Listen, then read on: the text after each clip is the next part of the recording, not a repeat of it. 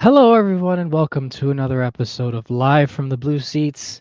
It is I, producer JL, coming at you today, along with the blog father and the man who kept laughing at me and the live stream last time, Mr. Dave Shapiro. Dave, how are you, Chuckle Monster? I am good. I have had a little bit of a rough week from work, but I'm off next week. So that's what's holding me together this week. I'm good. The Rangers haven't really done much to help me, you know, relieve some stress over the work week because they've just been awful. But I'm alive. I'm here. How about you? I'm good. I had a bit of a minor asthma episode, but that's okay. I'm still here. It's part of my life being a chronic asthmatic, but I'm alive. I'm well, and I guess in terms of the Rangers, I'm a little bit more optimistic than most. I mean, it might have been harder for them than most, but I mean, hey, it's better than being the Buffalo Sabres, right? But Better than anyways, being in Buffalo. well, well, I will say this. My buddy from Buffalo, before we go on to the show, my buddy from Buffalo listened to your stuff, to you and Nick about, certain things about Buffalo, and he wasn't too thrilled about it, but he did agree that what was the term? It was hockey. What was it called Hockey again? purgatory. Hockey purgatory. He definitely Yeah. agreed with that, being a longtime Sabres fan. So shout out to Josh, who was always listening, even though he's a Sabres fan. He is also an honorary Rangers fan because, New York and, he's not who's going to root for Yeah. the Islanders. Come on. But anyways, So, Josh, I do want to say one yeah. thing. I went to school to Binghamton, undergrad and grad. So it's not like I had it any better. Binghamton is just as depressing. All right. There's like 14 days of sunlight during the school year. At least Buffalo has a hockey team. Binghamton has this an NHL hockey team. Binghamton had the Senators, which was cool during the lockout because Jason Spezza was and all the young Senators were there, which was really cool. But aside from that, it is nothing to do there, and it's You're not, depressing. well, I'm guessing you're not a big baseball guy because that's the same place they had the Binghamton Mets are Binghamton. there as well, Well, now and Jose Reyes and they're David Wright made their way through while we were there. Much to Becky's delight. At the yeah, I time, I can was still a imagine. Yankee fan. At the time. I don't follow baseball anymore. Well, you're honestly better being a non-baseball follower than a Yankee fan, but I'm kidding. That'll piss off a lot of our viewers. Anyways, You know what? It's good because it's not like the Rangers have given us much to cheer about lately. well, you know what? Now that you say that, let's jump right into it. They have not given us a lot to cheer about because we did our live stream, which, by the way, thank you to everyone who watched. Thank you for everyone who was watching with us. We had a pretty decent amount of people for a first time stream for our small channel, and it was much appreciated. And thank you those to continue to listen and also give us your questions and your thoughts. But so they had a really big opportunity against the Senators Saturday afternoon, and then I guess you could call it Sunday afternoon. It's kind of like a matinee, sort of early afternoon game on Sunday against the Columbus Blue Jackets, where pretty much in almost every one of those games they had momentum. So obviously on the Saturday game, they were in Ottawa. They were up 3-1 with just minutes to go, and they essentially blew the lead, got the overtime point, but then relinquished, the second point in overtime on a Brady Tkachuk goal. So For the defense second kind of straight game, they blew a third period lead. At least the first time it was to the division leading Capitals, and right, they can at least talk our way out of that one. right. Which is odd because yeah, because it's odd though, because the Rangers, if you look at the way that they played against the Senators and the way that they played against the Capitals, it's like night and day. They were phenomenal against Washington. That was a very good game. But then they played the Senators, who are also, a pretty decent team in their own right. and it just fell apart. Maybe it's because Carson Soucy is new. I don't know. But then Sunday, they were down 3-1, which I was at that game. And then they got the two shorthanded goals on the same kill, which is electric. And then he just kind of stopped. So before you touch on your point, I will say, and you're going to have a counter for this, even after all that, and I know that the Columbus Blue Jackets, or I think you said Columbus before we started, one of the teams ahead of us has a game in hand, but I still think this team makes the playoffs. That being said, Dave, give me your thoughts on this weekend and what do you think about how this team's chances are moving forward?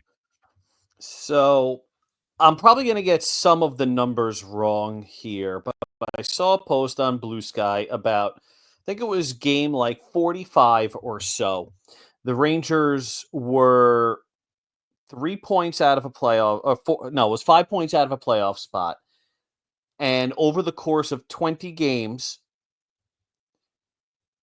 they made up 2 points, two in the standings. Now they sit again 2 points out. Ottawa, they can't catch Ottawa at this point. They're 5 points back, and Ottawa has a game in hand. They're not catching Ottawa with this many games remaining. The only shot they have is catching Columbus, 2 points back. Columbus also has a game in hand. So let's call that 4 points. Let's call that 3 points back. Take the happy medium, assume Columbus gets a point. They have, what is this, 18 games? Hold on, 10 plus 7. 17 games left, including tonight's game against Minnesota, which is nothing going into the second period as we record this. And so 17 games, they have to make up at least 3 points, and they have one of the hardest schedules remaining. They have 5 games that they must win, and then they essentially need to lose 2 games against playoff teams. They have to go 10-2 against playoff teams, plus the 5 for the non-playoff teams, something to that effect. And don't quote me on the numbers. I don't have it in front of me. Mathematically, and I'm good at math, the math doesn't math for me. It doesn't. And there is nothing about their on-ice play that has shown me that these are the Rangers of last year, 2 years ago, 3 years ago, that they could come from behind in the third period, that they could hold a lead in the third period, that they would actually play. I'll even take 40 minutes of a game right now. I am incredibly biased also. So this is the most frustrating Rangers team I've ever seen in my life. And I can remember hockey dating back to about the 92-93 season. This is by far the most disappointing team I've ever watched. There's nothing worse in this world than wasted talent. And that's what they did. They wasted their season. That's me. And I'm glad that we're keeping up the tradition of, by the way, being completely out of date with our most recent recording because we recorded, we all said they're going to make the playoffs, they're going to make the playoffs, and then the weekend happened. Well, I mean, to be fair, I mean, they were beginning to look better as a team, especially that Capitals game. You know, they were Yeah, they they were look great in that game. they looked awesome. That's why I have to say that and look, I could be wrong, honestly. And if I'm wrong, I'm wrong. You know, I'm not one to be afraid if something happens or I get a prediction wrong because sports is generally a toss up as is. But you are right on many facets where they do have a very tough schedule and this team is very Jekyll and Hyde. But I will say this though, um, there seems to be more of an awareness now, and I think that's what kind of makes it a little bit more frustrating for me when I see them lose. Is that there's this sort of frustration when you know that they know and they still lose. Now, you don't know what happened. You don't know what's going to happen to the teams in front of them. You know, something could happen to Ottawa where they end up losing a bunch of games. Columbus, I think, is at the time of this recording is losing to Vegas currently, so that's also a good thing as well. Right, obviously, like you said, we are recording this right now as I speak. It is intermission. nothing going into the first intermission, going into the second period. Um, Ottawa's winning 5-3. well, Ottawa, yeah, they're winning. So I was Columbus is going to Columbus, lose. They're down 3-0. Columbus, yeah. So anything can happen. But you say the math isn't mathing. A lot of people could say the math didn't math with the Mets in 2024. Obviously, different sport, but I mean they did pull out something out of their rear end. So I mean, you never know. I mean, I'm a natural optimist, and I just think with JT Miller being around and the defense not being as sluggish as it was when you had Ryan Lindgren here, um, I think they still have a shot. I always say until that E is posted onto the score, the standings, or there is like a couple games left and you can kind of tell it's over, then yeah, I will fall into that category. But you know just in evaluating us, and I mean, because they did waste a lot of the season, so you definitely are right in that regard where they did waste a lot of time.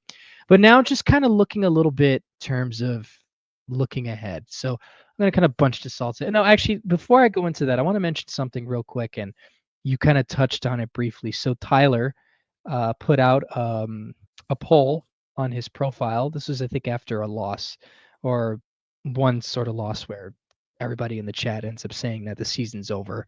Um, he wrote which team was worse to follow. So you had the 2015-16 Alain Vigneault Rangers, which was probably the worst 100-plus point team I've ever seen play. And then you had this season's La Violette Rangers. And he replies to the tweet and says both teams had won the President's Trophy the year prior and were bounced in the Eastern Conference Final. And he was curious. And the poll results came out. 66.7% of the people that voted said this year's team in relation to the 2015-16 Alain Vigneault Rangers, which that was 33.3, obviously, if you do the math. Now, I will say this. I think there's a little bit more of a recency bias here, just in that aspect, because that 2015-16 team, I think personally, that was the year they traded for Eric Stahl, too. Uh, Oh they God, were, that trade. That they trade were, makes me. Ugh. which, I mean, I liked Eric Stahl. It's a bad fit, and he was They didn't deployed. need He him. wasn't deployed properly. They didn't need it. It was like getting Patrick Kane. They didn't need him.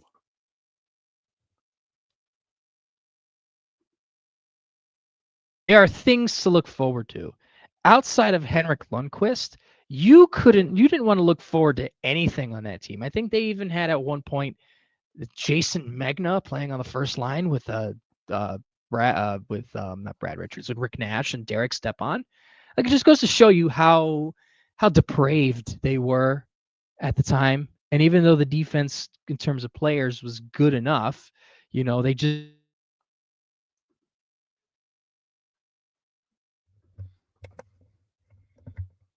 JL, jumped did to we it, lose you? you know. So I guess just real quick, what are your thoughts on that? So for starters, I think your mic is cutting out again because I have no idea what you said. Oh, lovely. Lovely. But to answer the poll question, and I guess I'll talk while JL you figure out whatever your connection issues are. Welcome to uh, Connection Issues 101 with Live from the Blue Seats. Anyway, to Tyler's poll, I'd say the AV team this year's team was far more frustrating because at least that team, the AV team, they were flawed, and we knew going into the season they were going to be flawed, but they never gave up. They were frustrating, and a lot of it had to do with, I think that was what was that? The Nick Holden, Mark Stahl pairing that tanked them in the playoffs a bunch of games. No, I that think was that was the season before that. that was the season before. No, that Mm-hmm. was we're talking 2015, 2016 AV, Well, right? 2016, 2017 was the next Oh, one. okay. I So may be there, wrong. so if Yes, you remember, yeah. So if you 15, just re, 16 was the Senators so series. I there think was the one. that brief sort of period in between where they didn't make a long playoff run. Yep. where they traded. That was this season prior to the season after they got eliminated in the playoffs against Tampa Bay. Was St. Louis retired?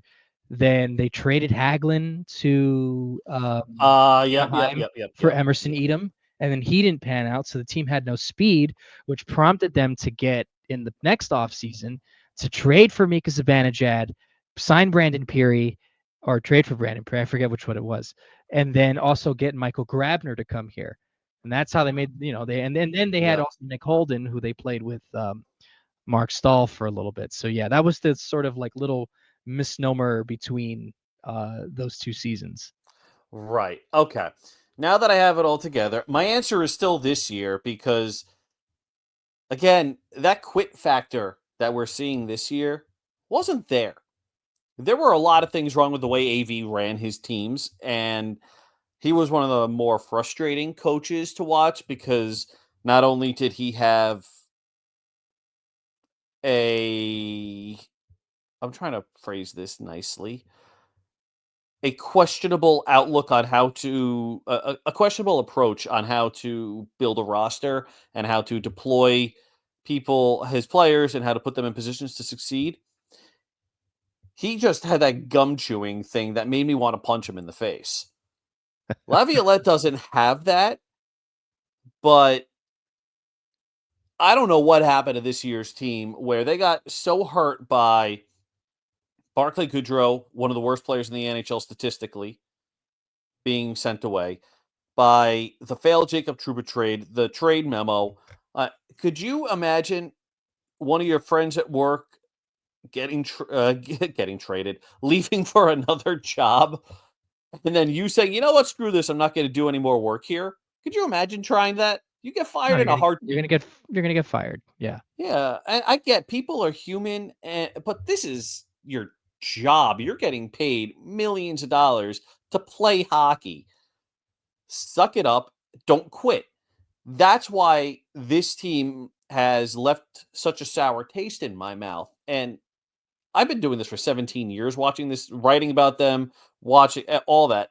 I don't think anybody has ever seen me this down on a team before.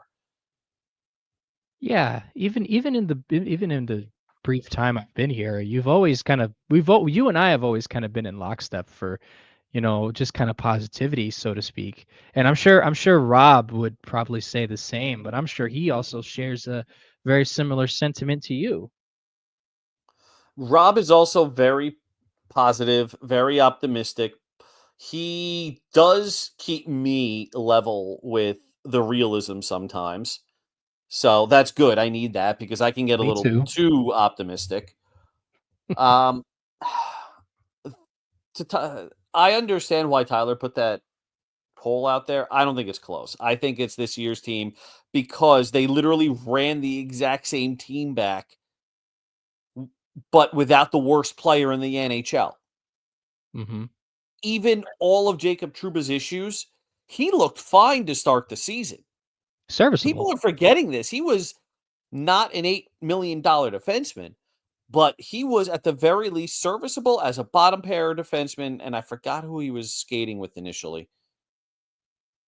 Oh wow. Oh Looks God, like who was that? um Because it actually was that's Miller good. Schneider. It was no, it was Miller Fox. It was Miller. Miller Fox. Oh no, it was Schneider Truba. Schneider Truba. Yep. And it Because gave Truba the Miller and stay-at-home Lindgren. defenseman he needed. Yep. Yep. And then they forced Lindgren back, and then we all know how all that happened. So Yeah, because apparently Zach Jones is a pariah apparently, but that kind of goes into which I'm hoping you can hear me, by the way. yeah, I can. Um, okay, it helps when the simple thing is to plug in, plug out, and plug back in. Um, so Oh, you now left. You know what? Not touching that with a 10-foot pole. Nope. Nope. Nope. I wasn't even making an innuendo, Dave. I'm I, not was I'm not aware making you any. weren't. I'm aware you weren't, but have you met me? Like, this is what I do. I turn everything into a joke like that. That's what she said, but. Yes, exactly.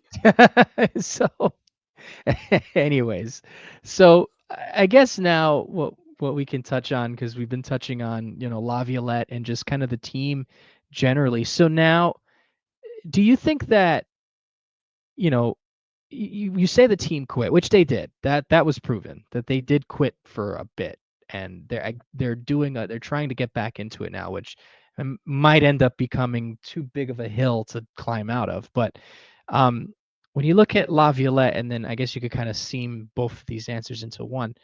So you look at Laviolette, and then sort of what the team is looking for in the summer. What do you think happens to Laviolette? And obviously we kind of know who might go, but who do you think goes in the summer? Obviously, we probably think Kreider goes at some point because he had an interview the other day and basically kind of spoke about he enjoyed his time here, which I mean, he's still on the roster. I mean, he's playing right now. He's on the bench. He still has the A. He's still here. So just kind of, I guess, give me your thoughts on just Laviolette maybe phoning it in, maybe not. Maybe he thinks he knows something that's going to happen in a couple of months, and just overall what this team can potentially start doing to kind of make a better offseason for themselves. So Kreider's definitely gone. I think Kreider would have been gone at the trade deadline had he not gotten hurt. I think we all know that. I think Yeah. everybody listening here, I think we're all on the same page with that. Yeah. Laviolette's a tough one because we have to see who's available, and God forbid the Rangers go off the board and go with somebody who is not a retread, but we all know they are. If Mike Sullivan gets fired by Pittsburgh, Mike Sullivan will be the new head coach of the New York Rangers, period. Mm-hmm. Other than that, Laviolette has 1 year left on his contract. He only signed a 3-year deal. I think him and Drury knew it was finish out the Panarin contract, get this team to a cup, and that's that. I think he's back if Sullivan is not available. And to be fair, Laviolette's not the main issue here. Yeah, I have issues with his system and how he, like every other coach in the NHL, doesn't adjust the system to the players on the roster. But that's every other coach in the NHL. No matter what, you're going to get that. It is what it is. So the players like him. May as well go with what you know and maybe convince him to change the system. But it's Sullivan or Laviolette. That's how I think it's going to happen. I don't know. Is there even anybody available that we know of right now? Gerard Gallant. Fuck you. No, I don't think so. Not off the top of my head. No, but I just think though a lot of yeah, if you really want to boil down to a lot of what I guess people are complaining about Peter Laviolette is essentially what every coach in the NHL does. The NHL, unless there's a coach that is this sort of like new age kind of guy or is John Cooper incarnate, is they're going to basically operate in the same way. You get your if you're a team full of veterans, you're going to get your veterans in first. So obviously that's Panarin, Kreider, Zibanejad, Miller, JT, um, and they're going to be the guy and Trocheck. Those guys are going to be the ones that are going to headman sort of what's going on. The Rangers have a lot of youth, so I can't really fault Laviolette on that. I don't really fault him at much either, and I guess we can transition into just. I will say this: I think if Laviolette runs out his contract, I think either depending on how Drury handles this, if the Rangers do reasonably well and they don't extend Laviolette after next season, I think they go with either Dan Muse or even Michael Pekka because I feel like that's kind of being set up here is trying to get one of those guys to be the head coach because you keep the consistency and someone it seems like either one of those two guys can sort of blend some sort of newer thinking and roster construction and deployment. um but I don't think Laviolette's the problem. I don't think so. These players quit, and you can only coach so much until the player, you can only really coach so much if a player doesn't do anything. Now, I mentioned this when I mentioned this before. So now, this off season, what you say retreads in terms of coaches. Now, when it comes to players, or just roster construction on possible moves, you say Kreider can be dealt or is going to be dealt. Not can be, will be. Will be, right. I mean, He's that's gone. kind of He's gone. already, which is a shame because I really think, I really wished he would continue his career here. And I'm not usually one to jump the gun like that, but just by the way that everything's gone, I kind of think they need it. And to be fair, and not to sort of like, and I know Nick, if Nick is listening, he, Nick, our blog colleague and Resident Kreider hater. resident Kreider hater, they he's got a point. They did look a lot better with him not on the ice. Um, but then again, it's a whole team thing and yada yada yada. So I think, and then I guess you can give your thoughts on this. In this offseason, I think they go out and I think they take a big swing at Sam Bennett, which I think he's the one that's available, correct? Because I think Reinhardt's under contract. Yeah, it's Um, Bennett. so Bennett, I think, will be here. Um, Ugh, great. which I mean, it wouldn't be the worst thing, Dave. But I think Hold on. Let me pull up his age before I say things like that because, yeah, Reinhardt Bennett is okay. He's only 28 years old. Okay. so you sign him to what a similar contract to Trocheck's, maybe a little bit higher AAV with the cap going up. So you If he now takes essentially, it, well, that's the thing. If he does, yeah, if he takes it, I mean, I wouldn't see why he wouldn't if the contract's too good to pass up. But then again, he might just want to stay down in Florida. But let's just say, theoretically speaking, he does do that. So that kind of fixes your problem with a slight band-aid. Kreider gets traded, the kids get opportunities, um, and they get a left defenseman. They're keeping Panarin. They're probably not going to trade Zibanejad, even though they'll try, but I don't think they will. They can try, but I don't think they're really going to get much of a good deal. But they could surprise me. They're not going to Jacob Trouba the situation and force him out. So just, I guess, give me your thoughts on, maybe anyone that you might think of, or how the Rangers should go, kind of go into this offseason, especially if they don't make the playoffs, on what they kind of need to do to get the team back to, some sort of, I don't want to say respectability, but just, just kind of just get the team back into better shape. so I'm torn because Bennett is an interesting player, but I'm not a big fan of what his potential contract is going to be because I have a feeling he's going to be an $8 million guy, Ooh. and I don't If want that's the that. case, then no. Yep. So I am of the belief that Mika Zibanejad is open to a trade and willing to accept one to a couple of teams. We know that his wife flies back and forth to Sweden regularly, and that's going to be a major player in his decision. So we're looking at most likely a West Coast team that is starved for offense, that has an expensive center that could also use a change of scenery. That player to me is Philip Deneau in LA. Do you think they trade him?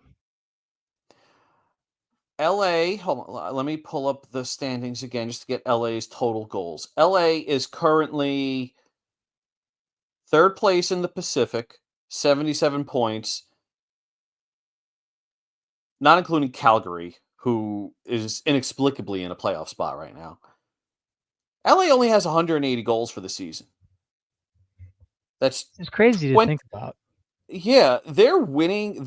Their goal differential is 12 plus 12, and they've allowed by far the fewest amount of goals in that division. So defense isn't the issue there. It's scoring. And I don't know. I'm just clicking around to see if they have the. No, I don't know where they sit in terms of power play. Um, they need offense. Mika is pure offense at this point. Dano is a two-way guy, but more of a defensive player. So He's you're got saying he 3 fits the Rangers years. mold better. He's only got two. Sorry, he's only got 2 years left at 5.5 million, whereas Mika has a century left at 8.5 million. So the Rangers save $3 million in cap space. They might need to. Actually, you know what? I don't even think either side needs to throw in anything. The contract for Mika probably outweighs his extra value over Dano. The question is whether Dano brings enough offense to his game. Sorry, brings enough offense to the Rangers that counters maybe what they have at 3C, what they had at 3C with Philip Hedl before he was traded. So you go Miller, Trocheck, Dano, 1, 2, 3. I'm not a big fan of Trocheck as the second line center, but Dano can handle shutdown minutes. And now you have Trocheck, I guess Panarin, Laugh if they want to keep that line together, or if they want to go, what Mhm. was it today? Panarin, Miller, And Cooley. no, No, no, Panarin, no. Miller, It was Cooley, Panarin. No, it was Panarin, Miller, and Lafreniere, and then it Panarin. was Trocheck, Okay, Panarin, and Cooley. That was the top six for tonight, and still is as we record okay, this. okay. So with that, the Rangers open up a winger spot by getting rid of Zibanejad. They fill their center need, pushing Carrick down to 4C and Brodzinski out of the lineup. And they have a ton of wingers.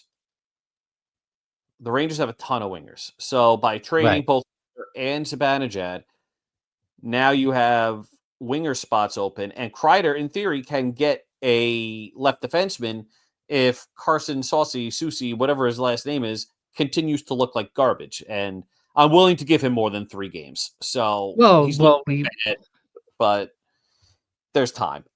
Not Well, losing sleep. you have to give Carson Soucy the same leeway we gave Urho Yes. Vakanainen and Will Yes. Borgen. Also, score check. Vincent Trocheck just scored 1-0 Uh, Rangers. 3:15 into the second. So Um, was that literally as I was saying I don't like him as a yeah, second line center? yes, literally, it was a shot on net. He got a rebound. It was a soft shot. He picked up his rebound and banked it in as you were saying that. I kid you not. I'm not even making that up. It's true. He must have heard you. I swear this is injected into their brains when I talk. Unbelievable. So We're Vincent not even Trocheck. done recording and I'm outdated. Yeah. Oh, let's see. Oh, he almost just got another point there too, but I swear to Vincent made the God. save. You But you were gotta be saying. kidding me. I don't even remember because now I'm lost on this. So if you, You were basically talking about yeah, so and I'll just interject here because I guess this will get you back, but I have a thought. Is so I think if you trade Zibanejad for Dano, you obviously free up cap, but also I think with just the dearth of not the dearth, the bounty, like the plentifulness of the winger. I think I just made that word up. The abundance. plentifulness, Yeah, abundance. I'm pulling a Simpsons and making my own words here. The abundance of wingers that they have. Like for example, let's say, and I want to get your take on this then. So you might lose a little bit of offense down the middle, but do you think maybe Dano kind of reclaims that a little bit if he plays with a guy like a Panarin, who Dano would echo similar to Brian Strome, or you put Dano with a guy like Gabe Perreault or even Brennan Othman. That could be a thing that maybe counters the two-wayness of Dano and kind of generates more offense that way. What are your thoughts on that? so I like where your head's at. I do. I'm That's the just first time pulling I've up heard you one say that. thing. I'm just pulling up one thing. Okay, let me pull up his prior year. I just want to see where Yuso Parsonen is looking. Okay, never mind. So disregard Parsonen on that. So let's assume your top 6 wingers next season: Panarin, Lafreniere, Cooley, and Perot, or Othman. Mhm. Do you have a third line of Dano, Berard, and sign one of those wingers that's just a pain in the ass to play against? Or do you keep Kaliev and maybe give him a top 6 role, even though he hasn't really earned it or played as if he needs it? Like, there are a lot of options once you start. Why is Brennan? Oh, sorry, I got completely thrown off because one of the cap pages has Brennan Othman in the AHL, and I must have missed something there.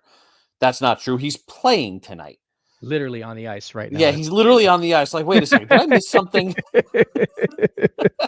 No, but I think though, I think what would be good in that aspect if they were to go this route in the off season would be to kind of, if you get a guy like a Dano, you can, find a way to squeeze Brennan Othman up top somewhere.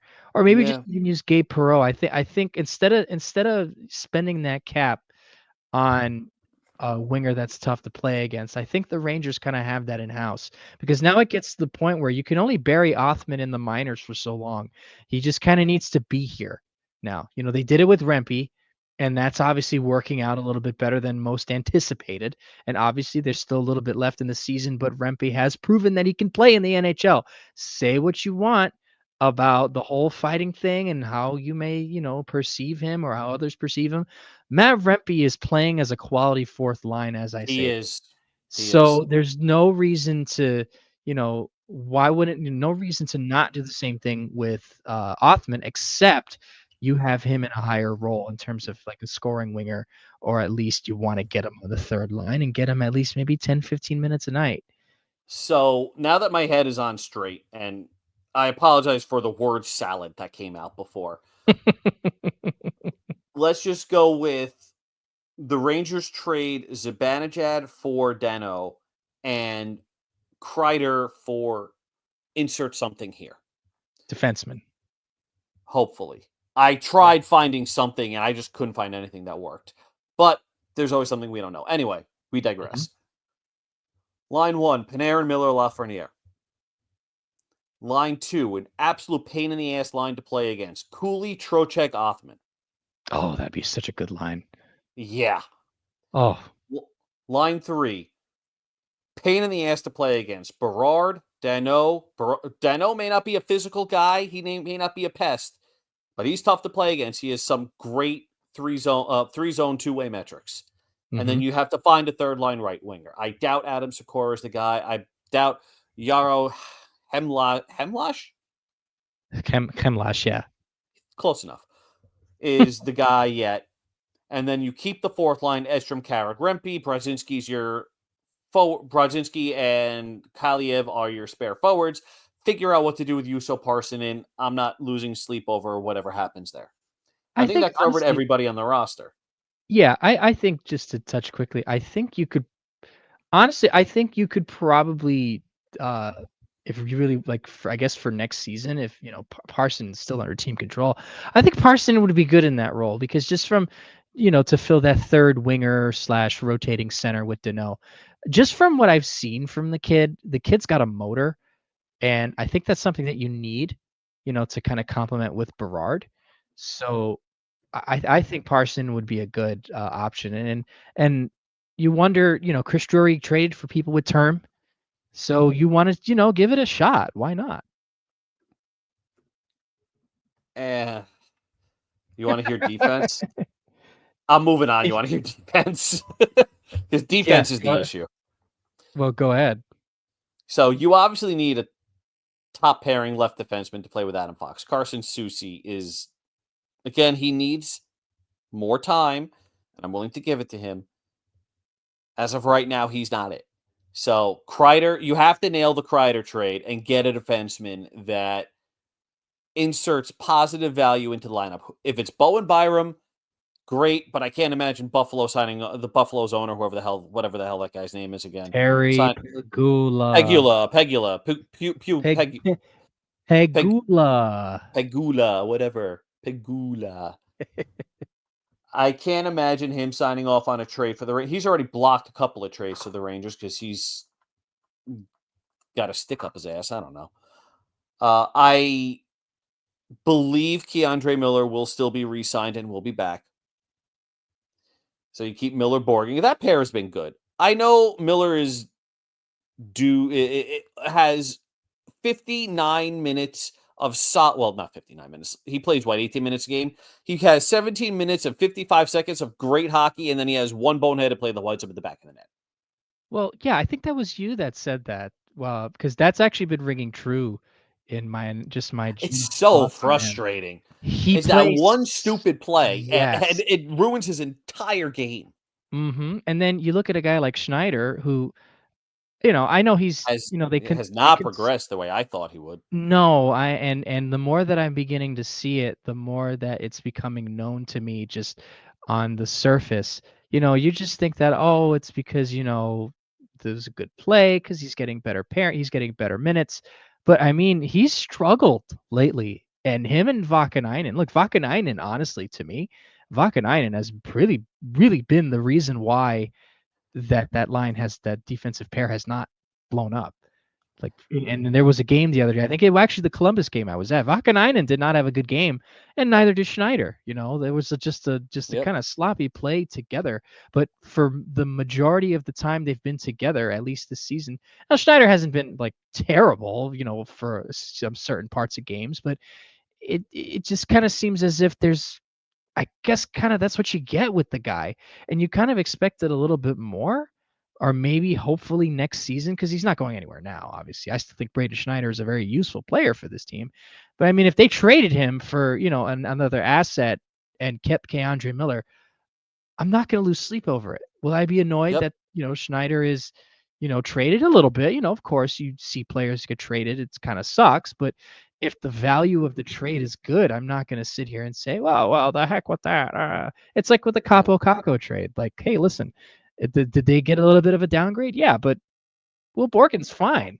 He's good, so they didn't totally lose out. But anyways, so So I think Schneider stays because teams nowadays would kill for 3 right-handed defensemen, mhm, and I do think if the Rangers really want to snatch an actual young with term left-handed defenseman, they need to include a Keandre Miller with it. Zach Jones isn't getting you anything. So what I know Hope's pipe dream is Thomas Shabbat. That's not happening. Bowen Byram, I can't imagine Buffalo doing that. What other names came up? well, Sam Girard could be an Sam, option, but, eh, possibly because Kreider is Colorado's kind of player. yeah. I know a lot of the stats guys over there. Colorado is they would really, really do well with Kreider there. And they lost Rantanen. They don't have many long-term contracts left. I'm thinking they're losing Brock Nelson, Andrew Ren this year, so they need forwards. They have cap space. The Mhm. thing is, they don't match up on a trade for a defenseman. They're not obviously they're not trading McCarr. They're not trading No. Devon Taves. Well, I wouldn't rule If that one they trade, if they are willing to move, if they're willing to take Kreider and Keandre Miller for Devon Taves, I will drive both of them to Colorado in a rickshaw. I mean, because I have this feeling because just I don't know if this is just and I could be entirely wrong by this. And then after this, I think we have a couple of questions to answer. Not many, but we do have some.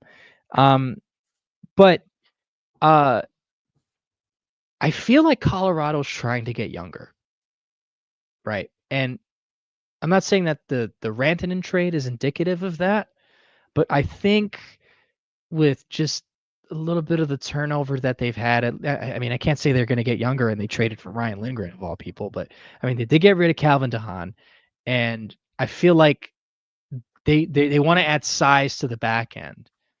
And I'm not saying Devon Taves is a softie, but I mean, if you have a guy like a Keandre Miller who He's he can move the puck, and he's a big kid, you put him with McKinnon, you put him with McCarr, he could just stand back there and do the little things that he does well with his reach and his stick, and he'll be fine. I mean, Ryan Lindgren hasn't looked like a tire fire in Colorado because the positioning and usage. So I I think, mean, he doesn't have good numbers, but well, uh, yeah, but he's also not a fit for that system. It's the same freaking system we play here. yeah, but they apparently think that he fits there, but he hasn't looked totally terrible from what I've seen. But So buyer beware on Devon Taves. Actually, I threw that name out there before I looked at the contract First off, full no move clause. Yeah. Second, another 1, 2, 3, 4, 5, 6 years at 7.75 million. And I know player cards from Evolving Hockey are phenomenal tools, but using them as the be all end all to evaluate a player is obviously misguided. Even they say don't do that. He has declined each of the last 4 seasons. And this year it's a steep drop. Well, again, So buyer obviously. beware there. I don't know how much I would want that actually. Well, that's why I'm saying Colorado would be willing to make the Yeah. trade. I mean, not to say that I mean, I knew he wasn't the same, but I just knew that they for some reason his name has come up a little bit on things that I've seen. Maybe I'm wrong, maybe I'm hallucinating, but it just kind of seems like they want to go in a different direction. They So, just signed him too. Like this is the first year of his contract. mhm. So, you know, it's interesting, but Yeah. It it it's the Rangers have their work cut out for them, and, look, I'll say this, right? Say what you want about Drury, right? And I'm certainly not his biggest fan, I can tell you that for sure. There are some things that Uh-huh. he's done that I, have not really liked, especially with how he handles the players, even though certain things Oh, should he's not have awful been at that. leaked. Yeah, I'm not a fan of that. But at the same time, and I was telling this to I think Russell and a mutual friend of ours, is that he at least understands that something needs to be fixed, right? Yeah. That that on its own, I think, is worth a lot. Now, whether or not he's able to execute it or not, it's a different story. But I was so tired of watching Jeff Gordon stare these teams' problems in the face and kind of try to go around it, try to be slick about it. And in many ways, he was able to do that on certain things. But with other things, it just didn't really work, you know, which caught my surprise when they signed Panarin. I mean, it was also one of the easiest things you could do, but I was also convinced that after a certain point, he wasn't going to do it. But that's besides the point. So, anyways, but lots for them to do in the off season. So now moving on to some questions. We did get some questions here. There's one that I'm kind of debating on reading, maybe not. Um, Let me well, see. it's on I re it's on Blue Is it on? Sky, and Okay, let me just see. Uh, it's on our on the tweet the post. It's yeah, okay. Don't bother. I know this guy. okay. All he does is just use that stupid hashtag. Don't bother. Okay. All right. I just wanted to make sure because I just want to at least maybe somewhat acknowledge that to a degree. But anyways, all right. So we have some thoughts here. So this first one comes from Tom Clay at tomclay.bsky.social. And this is something I've seen a little bit from a couple people online, but it's actually not an out of the park sort of thing. He says, "Can they give the Stephen McDonald Extra Effort Award to Sam Rosen for having to sit through this season as his swan song?" Now, I've seen that written in a couple of ways where instead of it saying that they want to give it to him for, him having to put up with it, it's more or less they want to give it to him because it's his last season. But then also that's an award for the players only. So, uh, I think it should go to the uh fans for having to sit through this crap. well, yes, it should go to us. Yes, because of all the money that we spent to go over there. And funny enough, you talk about fans.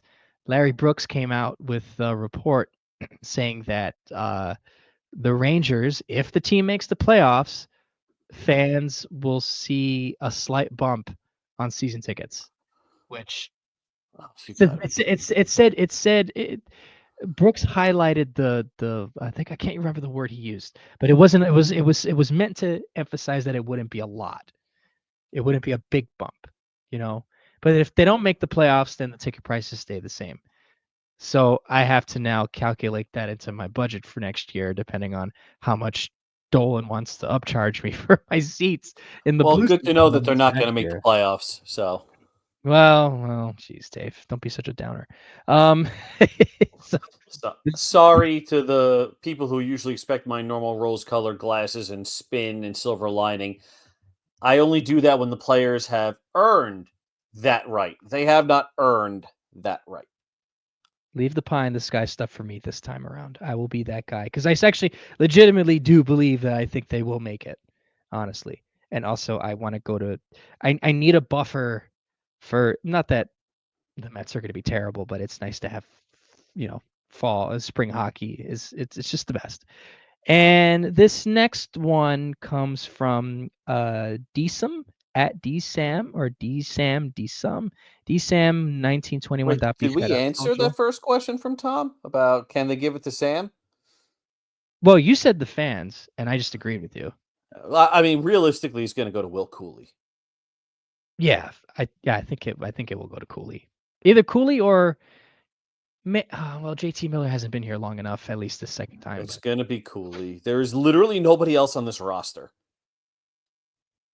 I mean, do you think they give it to Kreider maybe just because I don't know, which would be the funniest thing though if they gave it to Kreider after this whole mess. But that would be a No. PR Uh, nightmare. the- could you imagine what Nick would do? Oh, I think he would turn into the he would turn into the drummer of Spinal Tap and combust spontaneously. I'm okay with this. And you know what? Now I want Kreider to win it just because I want to see Nick completely melt down. Honestly, I would Worth it. to see that. Worth it. Yeah, it would be worth it. Nick, if you're listening, we've yeah. Oh, we should do a live stream for when they announce it. And if it winds up being Kreider, just listen to him completely go off. Well, we could, but I might more than likely be at that game. Ah, But then damn. yeah. All right. Never All mind. right. This next one comes from again dsam 1921 at bsky.social, and this actually talks about something that's going on right now. It's still 1-0, by the way, and as I say this, it's 4:21 remaining in the second, and the Rangers are up 1-0. Igor is standing on his head. He actually looks really good. The team looks good. They look good. They're playing strong defensive hockey. Minnesota had some chances, but they're keeping themselves in it. So this he asks thoughts on Lafreniere going back to left wing. I'm okay with it. I mean, a winger going a winger going to their off wing puts them in a much better spot for offense. A winger on his natural side is better for defense. It's just the way your stick is facing in the zone. That's really all it is. Yeah. And Laugh is a good enough hockey player that he can do either one. And I think there's a little too much hate on him right now because yeah, he's been a ghost since his contract. But Trocheck's goal tonight was his first since February 7th. Mm-hmm. So it's not like he's been good. And it's not like Right. anybody aside from the Miller Mika Cooley line initial that before they got broken up was playing well either. So Right. focusing on Laugh is misguided to me because it's literally everybody on the ice. Zach Mm-hmm. Jones at least plays with effort, even if he looks like a chicken with his head cut off in the defensive zone, which from what it looks like, he's struggling a bit today. Yeah. But laugh on either wing. I completely went off the rails. Uh, laugh is fine on either wing. It gives the Rangers flexibility with the kids next year because it seems like Othman and Berard are here to stay. Both of them have played very well. Oh yes. Yeah, that's And been yeah. obviously Cooley's here to stay, and they better sign Cooley to an 8-year contract. But it gives the Rangers flexibility. It gives them somebody who can bounce between either top six line. It gives them the ability to keep Panarin on his natural wing. It gives them the ability to keep Othman on either. Othman can play either wing too, by the way. Berard can play either wing. It's flexibility. And there's Mhm. nothing wrong with that. Right. No, I like Lafreniere back on, I guess, his natural side, you can say. Um, he he's good enough to play both sides, and we saw it in the playoffs last year and most of the regular season. We know the kid can do it. But I think he just needs a little bit of a, just a change in just kind of where to put himself on the ice because maybe those little things tend to kind of make a difference when it comes to, you know, just the trying to get out of the slog of things. And you're right. Trocheck has not been good. Like you said, the first goal he scored tonight was the first one, which is right before that was the second to last game before the break. And I also happened to be at that game, and he and Trocheck actually looked good that night. So, you know, when it comes to laugh though, and Panarin is a little bit guilty too, you know, uh, because Panarin he's a shooter, so he's going to take a shot, pretty much when he can, and obviously he should in some cases because he definitely has the shot for it. But you know, also too, maybe Lafreniere is kind of doing a little bit of what Kako did and is trying to defer too much because maybe they want to try and get on the score sheet. Because when Lafreniere shoots, he does pretty well. And I've noticed that he's passed up a lot. And I was actually, it's funny, I was at the game on Sunday against Columbus, and I had mentioned in the chat, in our group chat, that uh Lafreniere is not really, he's just kind of deferring and he's not really doing much. And next thing I know, he tosses it on net and Panarin deflected it in. That's all you had to do is get it to the net. So with Lafreniere on left wing, hopefully he'll look a little bit better, go back to sort of like his natural position. But like you said, flexibility. Mika's playing wing now. So, you know, you have that room to kind of move things around. So I definitely do agree with you on that. He looks and I'm watching him right now tonight. He looks good, you know. But Cooley's on the bench flexing his leg. That's yeah, not they're getting beat up a little bit here because I think also Brodzinski might have nicked something or he looked like he was in some sort of pain. But they're on the power play right now. 113 left to go in the first. Johansson for Minnesota just went out for slashing. And they didn't execute on a power play they had beforehand, and it's a little, a little disheartening to see them not execute on the power play because I feel like that would really solve a lot of their problems too. But anyways, I think that's all I have for questions. I don't think anyone else really sort of inquired in terms of just kind of asking anything. So thank you Can't to blame everyone. them because this Well, season's been a train wreck. It's well, very hard to be passionate about this team when they themselves don't look as engaged as they should be. Well, I mean, and I'll say this to anyone who hears this: feel free to send us stuff complaining about the team. That gives us stuff to talk about. I have Yeah, no problem. Even though I am the natural optimist, I am a human, so they do annoy me. I mean, if you heard me throughout basically most of the winter, I was annoyed with them. I'm just more of a natural optimist, but send us the stuff that annoys you. Even if you think it might annoy us, so to speak, send us the stuff that annoys you because we will answer it, especially Dave, you know, oh yeah, especially if oh yeah. especially if he hasn't had any sleep because I'll tell you what, he gets up at like once the rooster crows at like 4:30 in the morning. Obviously, he does that cuz he 4:30 is when I fell back asleep last night. For some reason, I woke up at like 2, and I just laid there with my eyes wide open, like you see in the cartoons, with like the red lines going through the eyes. And I was just sitting there like, yeah. "Wee, this is fun." Goodness gracious. Goodness, did someone I take you don't. out or There something? was no Goodness. logical reason for it. No logical explanation for it. Wow. My kids slept through the night, and I wasted it.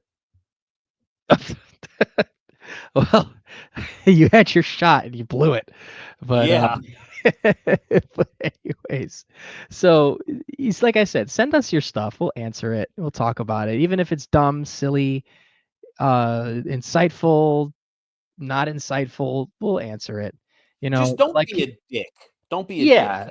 Yeah, we like hearing from you guys. We definitely want to hear, more from you guys. And we always appreciate you listening and we appreciate your commentary. And I think that's just going to put about a wrap on this episode. As we finish this, the Rangers are on the power play. They're going into the second intermission and it'll be in the third period. So when this episode is released, we don't know what's going to happen. We'll save that for the next podcast. So for Mr. Dave Shapiro, any last thoughts?